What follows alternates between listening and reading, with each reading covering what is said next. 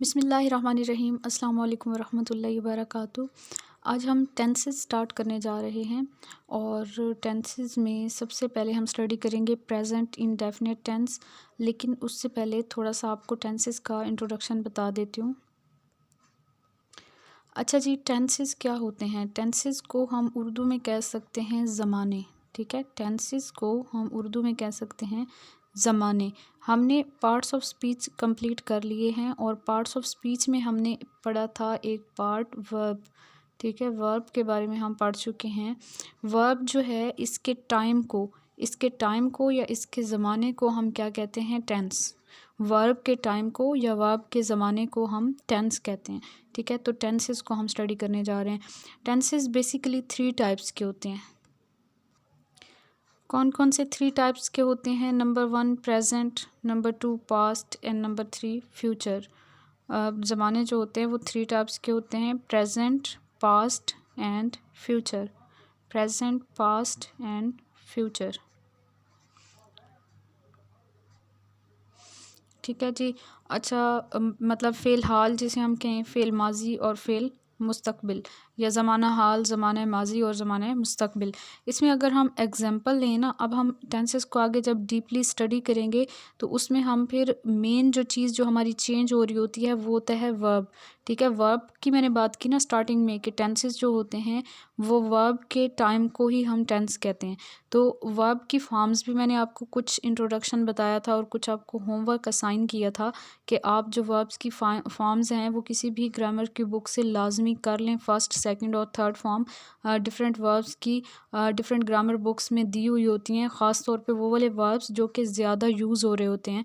तो लाजमी आपको करने चाहिए किसी भी ग्रामर की बुक में से।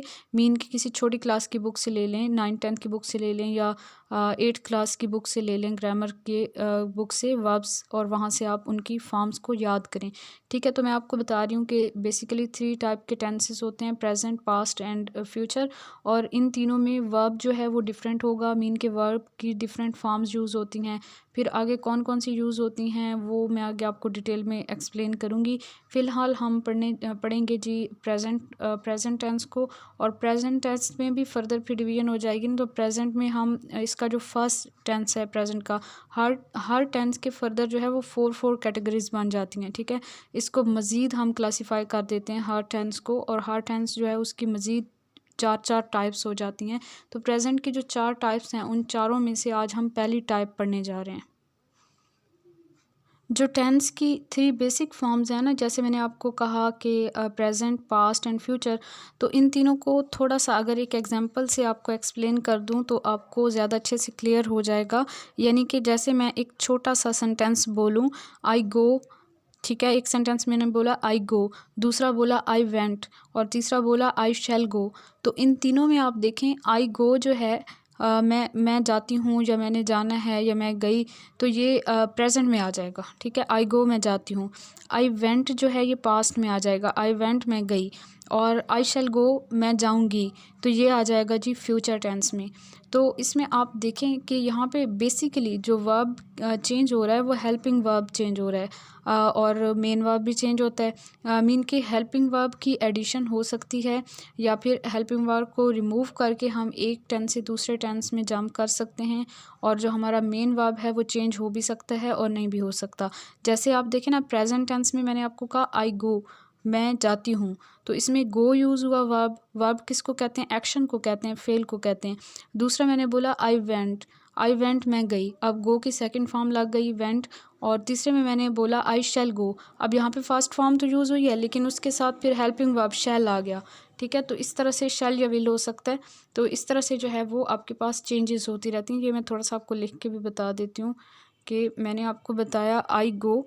ठीक है, आई गो प्रेजेंट के लिए मैंने बताया, फिर मैंने आपको पास्ट के लिए बताया आई वेंट।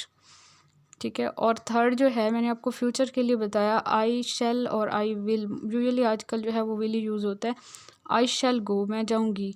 तो इसमें आप देखें कि यहाँ पे जो आपके पास यूज़ हो रहा है ना, यहाँ पे फुल स्टॉप आ जाएगा एंड पे तीनों में, और मेरा फुल स्टॉप थोड़ा लंबा हो गया, आप लोग डॉट लगा दीजिएगा। गो जो है ये वर्ब है। ठीक है, वेंट उसकी सेकंड फॉर्म, और जो फ्यूचर टेंस था उसमें भी गो यूज़ हुआ। तो यहाँ पे जो है वो वर्ब में थोड़ी बहुत चेंजेस हो रही हैं, यानी कि प्रेजेंट टेंस में और फ्यूचर टेंस में वर्ब की फ़र्स्ट फॉर्म यूज़ हो रही है, और जो आपके पास पास्ट टेंस है उसमें सेकंड फॉर्म यूज़ हो रही है। फर्दर जब मैं आपको सेंटेंस का स्ट्रक्चर बताऊंगी हर एक टेंस के अंदर, तो वहाँ पे आपको ज़्यादा अच्छे से क्लियर होगा कि कहाँ पे वर्ब की कौन सी फॉर्म यूज़ करनी है। इंशाल्लाह ताला हम एक एक लेक्चर में एक एक टेंस को ही कवर करेंगे, एक एक टाइप को कवर करेंगे, ताकि उसको डीपली हम स्टडी कर सकें और सीख सकें और कोई मिस्टेक ना हो। तो आपने साथ साथ लेक्चर्स को कवर करना है ताकि एट द एंड आपको कोई परेशानी ना हो।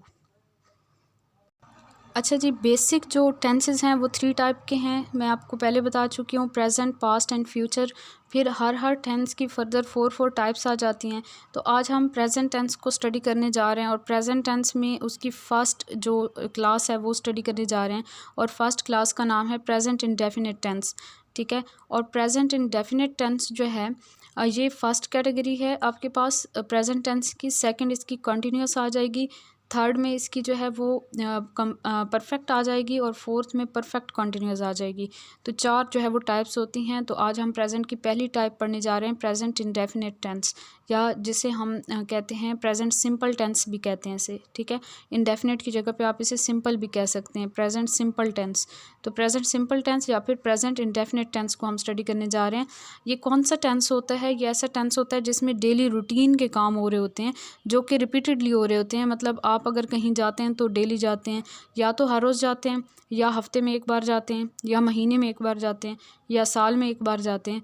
तो रिपीटेडली आप वो एक्शन परफॉर्म कर रहे हैं, तो वो आपके पास प्रेजेंट इंडेफिनिट में वो वाला टेंस, वो वाला सेंटेंस आ जाएगा। वो वाला काम जो है वो प्रेजेंट इंडेफिनिट की कैटेगरी के अंदर आएगा।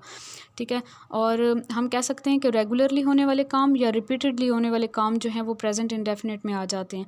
अच्छा जी, प्रेजेंट इंडेफिनिट टेंस की अगर उर्दू में पहचान करें तो ऐसे जुमलों के आखिर में ता है, ती है, ते हैं, ती हूँ वगैरह आता है, या ता हूँ वगैरह। ठीक है, उर्दू में पहचान हो गई। उसके बाद जी सेंटेंस के स्ट्रक्चर की बात करें तो यहाँ पे फिर प्रेजेंट इंडेफिनिट में जो सेंटेंसेस आएंगे ना, तो सेंटेंसेस फर्दर 3 या 4 टाइप्स के हो सकते हैं। पहला सेंटेंस हो सकते हैं असर्टिव सेंटेंसेस या अफर्मेटिव सेंटेंसेस, या जिनको हम पॉजिटिव सेंटेंसेस भी कहते हैं। ठीक है, असर्टिव, अफर्मेटिव और पॉजिटिव सेंटेंसेस, या जिनको हम कहते हैं स्टेटमेंट्स जो होती हैं। ठीक है, मीन कि कोई भी बयान आपको दिया हुआ हो, कोई भी मस्बत बात की हुई हो, तो उसे हम असर्टिव या अफर्मेटिव या पॉजिटिव सेंटेंसेस कहेंगे। अच्छा, इस सेंटेंस का स्ट्रक्चर जो है प्रेजेंट इंडेफिनिट में, जो असर्टिव सेंटेंसेस का स्ट्रक्चर है वो है जी, सबसे पहले आपके पास सब्जेक्ट आ जाता है, फिर वर्ब की पहली फॉर्म आएगी, उसके साथ एस या ई एस का इजाफा कर भी सकते हैं, नहीं भी कर सकते, और एंड पे जो है वो ऑब्जेक्ट आ जाएगा, यानी कि सब्जेक्ट, वर्ब और ऑब्जेक्ट, एस वी ओ, इसमें जो है वो आपके पास ये स्ट्रक्चर होगा, basic subject, verb and object. और फिर डिपेंड करता है कि हमारे पास, गौर से सुनना आपने, कि जो सब्जेक्ट है वो कौन सा है, सब्जेक्ट सिंगुलर है या प्लूरल है, उसके अकॉर्डिंगली सब्जेक्ट के साथ जो वर्ब की पहली फॉर्म यूज़ हो रही है ना, उस वर्ब के साथ या तो हम एस या ई एस लगाएंगे या फिर नहीं लगाएंगे। ठीक है, लेकिन हमने सेंटेंस में मेन चीज़ सब्जेक्ट देखनी है कि सब्जेक्ट हमारा सिंगुलर है या प्लूरल है। अगर तो सिंगुलर है तो उसके साथ इस्तेमाल होने वाले वर्ब के साथ हम या तो ई एस का इजाफा कर देंगे या फिर एस का इजाफा कर देंगे, डिपेंड करता है कि वर्ब कौन सा है। ठीक है, और एंड पे ऑब्जेक्ट एज सच आ जाएगा। सब्जेक्ट हमारे 2 टाइप के होंगे, या तो सिंगुलर होगा या प्लूरल। सिंगुलर होगा तो वर्ब के साथ हम एस या एस का इजाफा करेंगे, प्लूरल होगा तो वर्ब के साथ हम एस या एस का इजाफा नहीं करेंगे। ये आगे आपको एक्सप्लेन करती हूँ।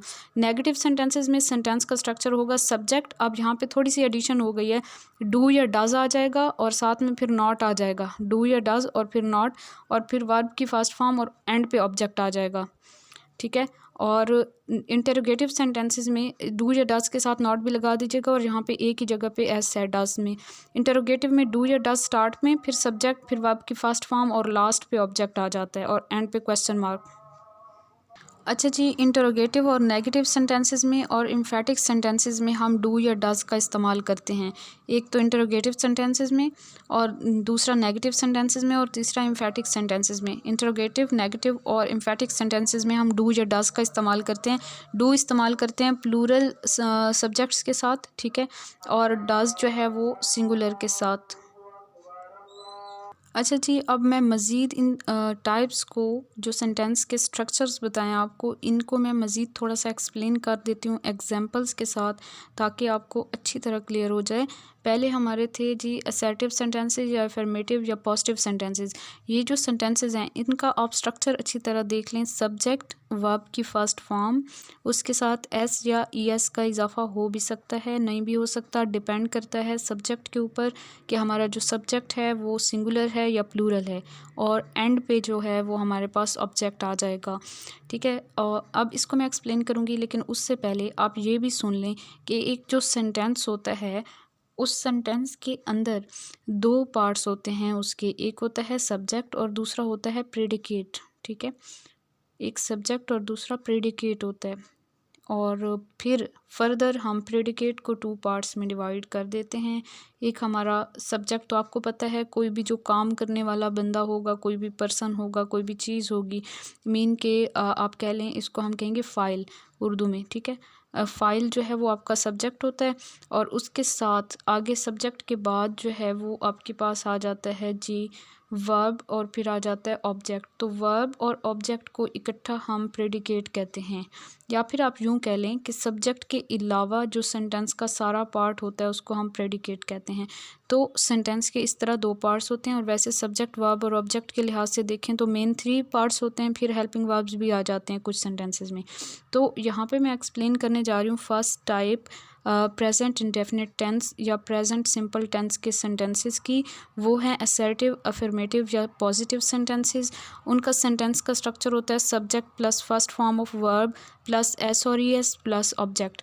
ठीक है, अब इसकी एग्जांपल एक लेते हैं और उससे हम इसे समझते हैं। जैसे हमारे पास एक एग्जांपल आ गई है, ही रीड्स अ बुक। वो किताब पढ़ता है। ठीक है, वो किताब पढ़ता है। अब उर्दू में देखें ना, ता है आ रहा है, पढ़ता है, वो किताब पढ़ता है, तो उर्दू में ता है आ गया। मीन के उर्दू वाली पहचान भी पूरी हो रही है इस सेंटेंस के ऊपर कि ये आपके पास प्रेजेंट इंडेफिनिट का सेंटेंस है। He reads a book. अब रीड आपका वर्ब था, वर्ब की पहली फॉर्म थी, उसके साथ एस का इजाफा हुआ। क्यों हुआ एस का इजाफा वर्ब की पहली फॉर्म के साथ? क्योंकि जो हमारा सब्जेक्ट है, यानी कि जो ही है, वो सिंगुलर है। ठीक है, अब मैं आपको बताती हूँ कि एस या ई एस। अच्छा, एक और एग्जांपल ले लेते हैं। जैसे हम कहें शी गोज़ टू स्कूल, वो स्कूल जाती है। She goes to school, she goes to school. ये जो सेंटेंस है, इसमें स्टूडेंट्स आप देखें तो गो जो है वो हमारा वर्ब है, और गो के साथ हमने ई एस का इजाफ़ा कर दिया। क्यों ई एस का इजाफ़ा कर दिया? क्योंकि जो हमारा सब्जेक्ट है, यानी कि शी जो है, ये सिंगुलर है।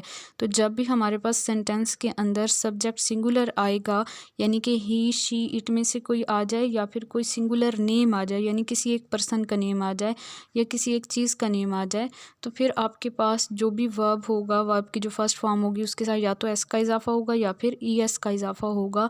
तो इन दो सेंटेंसेस से आपको अच्छे से समझ आ गई होगी असर्टिव सेंटेंसेस की। ठीक है, लेकिन इसको थोड़ा सा अगर हम चेंज कर दें, अगर हम ये करें कि हम यहाँ पे ही की जगह पे अपना जो सब्जेक्ट है वो चेंज कर दें, तो सब्जेक्ट हम चेंज करते हैं जी, ही की जगह पे हम कह देते हैं दे। तो दे के साथ क्या होगा? दे प्लूरल है, दे बहुत सी चीज़ें हैं, बहुत से पर्सन आ गए हैं ना, तो दे में बहुत सी लड़कियां भी हो सकती हैं, बहुत से लड़के भी हो सकते हैं। ठीक है, बहुत से पर्सन्स आ गए हैं, तो इस वजह से हमारा जो वर्ब है उसके साथ एस या एस का इजाफा नहीं होगा, यानी कि दे रीड अ बुक जो है वो ठीक होगा, they read a book.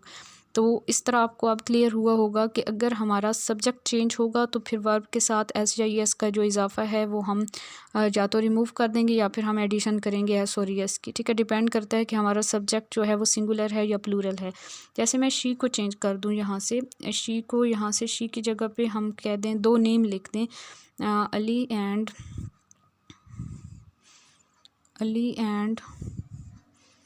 Aamir. Ali and Aamir goes to school नहीं होगा। अब यहाँ पे हमारे अली एंड आमिर दो नाम हो गया ना, तो प्लूरल हो गया, जमा हो गया, वाहिद नहीं रहा। ठीक है, सिंगुलर होता तो फिर तो एस या एस का इजाफा होता, लेकिन यहाँ पे जमा हो गया, तो इस वजह से हम यहाँ पे ई एस को रिमूव कर देंगे, तो हमारे पास सेंटेंस बन जाएगा Ali and Aamir go to school. तो इस तरह ठीक होगा। अगर आपका सब्जेक्ट सिंगुलर यानी वाहिद होगा तो फिर वर्ब की पहली फॉर्म के साथ एस या एस का इजाफा होगा, और अगर आपका सब्जेक्ट जो है वो प्लूरल यानी जमा होगा तो फिर आपके वर्ब की पहली फॉर्म के साथ एस या एस का इजाफा नहीं होगा। वो किताब पढ़ता है, ये हमने एग्जांपल ली। और फिर हम इसी सेंटेंस को नेगेटिव में कर लें। नेगेटिव में सेंटेंस का स्ट्रक्चर देखें, सब्जेक्ट प्लस डू और डज, जहाँ पे एस आएगा एक की जगह पे, डू और डज प्लस वर्ब की फर्स्ट फॉर्म प्लस ऑब्जेक्ट। अगर मैं कहूँ कि वो किताब नहीं पढ़ता तो he does not read a book, ठीक है, ये सेंटेंस बन जाएगा हमारे पास। किस तरह बनेगा, यहाँ पे मैं लिख भी देती हूँ, he does not read a book, ठीक है। अब देखें थोड़ी सी चेंजेस और हो गई इस सेंटेंस में। He does not read a book, इसमें क्या चेंज हुआ है स्टूडेंट्स के, पहले मैंने लिखा था ही रीड्स अ बुक, तो रीड्स लिखा था, यानी कि जो हमारा वर्ब था उसके साथ हमने एस का इजाफा किया था। लेकिन नेगेटिव सेंटेंस का स्ट्रक्चर कुछ इस तरह से है कि सब्जेक्ट के बाद डू या डज आएगा। डू या डज डू किसके साथ आएगा, डज किसके साथ आएगा, डज आएगा सिंगुलर के साथ, ठीक है। इन डज में ई एस भी आ रहा है ना एंड पे, डी ओ ई एस, यानी कि डू के साथ आप ई एस लगा दें तो वो डज बन जाता है। तो यहाँ पे जो ई एस आ रहा है ना, आप ये इसको समझ लें कि ये ई एस वो वाला आ गया जो हमने वर्ब की फर्स्ट फॉर्म के साथ इजाफा करना था। अब वर्ब की फ़र्स्ट फॉर्म जो हम यहाँ पे रीड यूज़ करें, इसके साथ एस या एस का इजाफा नहीं करेंगे, क्योंकि यहाँ पे डू के साथ ई एस लगा हुआ है, यानी डज़ आ गया, तो डज़ के साथ पहले से ई एस है, तो इस वजह से हमने ये नहीं लिखा कि he does not reads a book, हमने लिखा he does not read a book, ठीक है। तो यहाँ पे आपने ये याद रखना है कि नेगेटिव सेंटेंसेस में वर्ब की फ़र्स्ट फॉर्म लगेगी, लेकिन उसके साथ एस या एस का इजाफा ना बिल्कुल भी नहीं होगा, सिंगुलर के लिए भी नहीं होगा, क्योंकि सिंगुलर के साथ डज़ जो आ गया उसके साथ पहले से ई एस है। और इसी तरह शी गोज़ टू स्कूल था तो she does not go to school आएगा, डज़ आ गया ना तो डज़ में यस है तो she does not go to school आएगा, गोज़ नहीं आएगा, ठीक है। नेक्स्ट हम देखें तो हमारे पास आ जाते हैं इंटरोगेटिव सेंटेंसेस। इंटरोगेटिव सेंटेंसेस में डू या डज़ पहले आ जाता है। इसमें भी आपने वर्ब की पहली फॉर्म के साथ एस या एस का इजाफा नहीं करना, क्योंकि यहाँ पे डज़ पहले से आ जाएगा ना। तो क्या वो स्कूल जाती है, does she go to school, does she go to school, तो इसमें डज़ और फिर does she go to school. अब यहाँ पे गोज़ नहीं आया, ठीक है, गोज़ क्यों नहीं आया, क्योंकि डज़ आ गया ना, does she go to school, तो ये आपके पास क्वेश्चन मार्क आ जाएगा कि क्या वो स्कूल जाती है। और does he read a book, तो इस तरह आ जाएगा, ठीक है। तो इंटरोगेटिव और नेगेटिव सेंटेंसेस में हमारे वर्ब की फर्स्ट फॉर्म के साथ एस या एस का इजाफा नहीं होगा, बल्कि डज़ यूज़ हो जाएगा सिंगुलर के साथ, और प्लूरल के साथ डू यूज़ होगा, और प्लूरल के साथ तो पहले ही एस या एस का इजाफा नहीं हो रहा था। अच्छा, एक और तरह के भी सेंटेंसेस होते हैं, जैसे नेगेटिव है, इंटरोगेटिव है, और इसके बाद जो है इंटरोगेटिव और नेगेटिव एट अ टाइम भी आ जाते हैं, नेगेटिव प्लस इंटरोगेटिव, एक ही सेंटेंस के अंदर क्वेश्चन भी पूछा हो सकता है और नेगेटिविटी भी उसमें आ जाती है। मीन के जैसे मैं कहूँ कि क्या वो स्कूल जाती है, क्या वो स्कूल नहीं जाती, does she not go to school, तो सब्जेक्ट के बाद यानी कि हमारा जो है ना डू या डज, ये वाला स्ट्रक्चर आप याद रखें ना, ये वाला जो इंटरोगेटिव वाला है, इंटरोगेटिव सेंटेंसेस वाला स्ट्रक्चर याद रखें, डूज या डज, फिर सब्जेक्ट के फ़ौरन बाद यहाँ पे नॉट आ जाएगा, ठीक है, नॉट, और नॉट के बाद वर्ब की पहली फॉर्म और फिर ऑब्जेक्ट आ जाएगा और फिर एंड पे क्वेश्चन मार्क आ जाएगा, ठीक है। तो does she not go to school, does he not read a book, तो इस तरह से क्या वो किताब नहीं पढ़ता है या क्या वो स्कूल नहीं जाती है, तो इसमें नहीं भी आ गया और क्या भी आ गया, यानी कि नेगेटिव सेंटेंस भी बन गया ये और इंटरोगेटिव भी हो गया, तो दोनों चीज़ें आ गई हैं ना। तो इसमें आपने याद रखना है कि सब्जेक्ट के बाद नॉट आ जाएगा। तो इस तरह से आपने जो है ना तीनों या चारों जो टाइप्स मैंने आपको सेंटेंसेस की बताई हैं, पहली टाइप जो है वो एफर्मेटिव सेंटेंसेस बताया, दूसरी नेगेटिव, तीसरी इंटरोगेटिव, और चौथी जो है नेगेटिव प्लस इंटरोगेटिव। तो चारों जो टाइप्स हैं, इन चारों टाइप्स की आपने ऐसा करना है, 3-3 सेंटेंसेस लाजमी बनाने हैं अपने डेली रूटीन में से, और 3-3 भी ऐसे कि 3 सिंगुलर के लिए और 3 प्लूरल सब्जेक्ट्स के लिए, और फिर वो मुझे आपने होमवर्क चेक करवाना है, ठीक है। तब आपको ये चीज़ क्लियर होगी कि हम किस तरह से सेंटेंसेस बना सकते हैं या किस तरह से उर्दू को इंग्लिश में या इंग्लिश को उर्दू में ट्रांसलेट कर सकते हैं। इसके अलावा आपने एक और काम करना है कि अपनी डेली रूटीन को लिखना है, वो भी आपका होमवर्क है, ठीक है। डेली रूटीन को कैसे लिखना है, जैसे आप सुबह उठते हैं तो रूटीन में जितने भी काम करते हैं ना वो आपने खुद से लिख लेने हैं, और वो सारे प्रेजेंट इंडेफिनिट टेंस में ही आएंगे। जैसे मैं आपको बताऊं कि आपने लिखना है कि आपने सबसे पहले लिखना है कि मैं सुबह उठती हूँ, ठीक है, या उठता हूँ, मैं सुबह उठता हूँ, ठीक है, या मैं सुबह उठती हूँ, तो उर्दू में पहले लिख लेंगे ना एक पैराग्राफ, फिर उसको इंग्लिश में ट्रांसलेट कर लेंगे। जैसे मैं यहाँ पे लिखूँ तो सबसे पहले आप लिखेंगे कि मैं सुबह उठती हूँ, उठती हूँ, और फिर जो है आप लिखेंगे कि मैं दांत साफ़ करती हूँ, दांत साफ़ करती हूँ। और इस तरह आगे लिखते जाएंगे कि मैं नमाज़ पढ़ती हूँ और फिर मैं कुरान पाक की तिलावत करती हूँ, मैं नाश्ता करती हूँ, मैं स्कूल जाती हूँ या मैं कॉलेज जाती हूँ या मैं यूनिवर्सिटी जाती हूँ, उसके बाद या मैं काम पे जाती हूँ, इस तरह करके आप लिख लेंगे। उसके बाद मैं घर वापस आती हूँ, या अगर आप जो है वो आता हूँ भी लिख सकते हैं, डिपेंड करता है आपके जेंडर पे। फिर आप आगे लिखेंगे जी मैं लंच करती हूँ या मैं दोपहर का खाना खाती हूँ। और उसके बाद इसी तरह आप अपनी रूटीन में जितने भी काम करते हैं ना, उन सब को ना आप एक पेज पे लिख लेंगे। एटलीस्ट आपने जो है वो 20 काम लिख लेने हैं जो आप डेली बेसिस पे करते हैं। आप जितने भी मैंने आपको बताया तो ये तो हम डेली करते ही हैं ना। फिर आपने इनको जो है वो ट्रांसलेट करना है। अब ये सारे सेंटेंसेस ऐसे थे जो कि मैंने पॉजिटिव सेंटेंसेस या अफर्मेटिव सेंटेंसेस या असर्टिव सेंटेंसेस बोले हैं। आप नेगेटिव भी कर सकते हैं। आप कुछ ऐसे भी सेंटेंसेस अंदर लिख देंगे कि मैं ये काम नहीं करती, ठीक है। तो उनको भी फिर आपने ट्रांसलेट करना है अकॉर्डिंग टू सेंटेंस स्ट्रक्चर्स मैंने आपको बता दिए हैं, subject plus verb plus object. और वर्ब की फर्स्ट फॉर्म यूज़ होगी पॉजिटिव सेंटेंसेस में। जैसे मैं सुबह उठती हूँ, I wake up early in the morning, सुबह जल्दी उठती हूँ के लिए I wake up in the morning ऐसे भी लिख सकते हैं। या उसके बाद जी नेक्स्ट मैं दांत साफ़ करती हूँ, आई ब्रश माई टीथ या आई ब्रश टीथ, ठीक है। और इस तरह जो है वो आप सेंटेंसेस बनाते जाएंगे और आपने एटलीस्ट 20 सेंटेंसेस का एक पैराग्राफ लिखना है और वो मुझे फिर होमवर्क के तौर पे चेक करवाना है। तो इस तरह से आपकी प्रैक्टिस होगी टेंस की। तो जितने सेंटेंसेस पहले होमवर्क के लिए दिए हैं और ये वाले, ये आपका होमवर्क है, आप कीजिएगा। और जो चीज़ आपको समझ नहीं आती तो आपने मुझसे पूछ लेना है। दुआ में याद रखिए। जज़ाकल्लाहु खैर। अल्लाह हाफिज़।